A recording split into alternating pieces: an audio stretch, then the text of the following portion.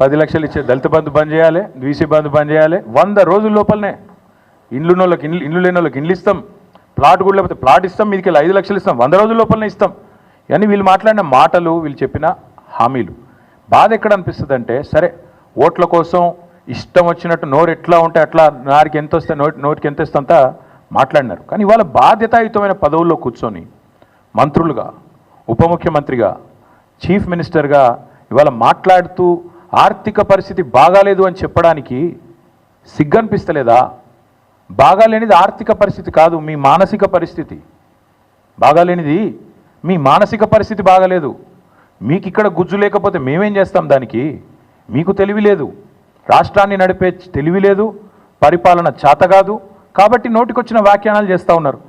చక్కదిద్దాల్సిన సీట్లో కూర్చొని చేతగాని మాటలు మాట్లాడితే ప్రజలు ఏమనుకుంటారు?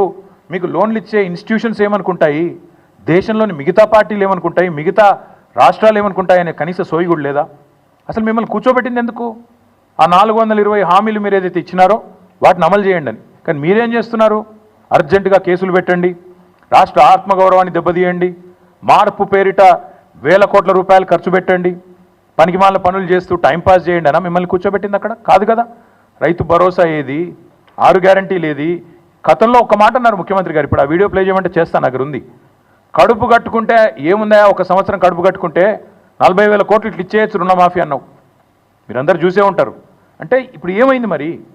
ఈ 420 హామీలు ఏమైనాయి? ఇవాళ ఈ కారు కూతలు ఎందుకు? రాష్ట్ర ఆర్థిక పరిస్థితి బాగాలేదు అనే దివాలా కోరు మాటలు ఎందుకు మాట్లాడుతున్నావు? రైతులను మోసం చేయడానికా? మహిళల్ని మోసం చేయడానికా? పెద్ద మనుషులను మోసం చేయడానికా? లేదా మీ మాటలు నమ్మి ఓట్లేసిన మొత్తం ప్రజలందరినీ మోసం చేయడానికా?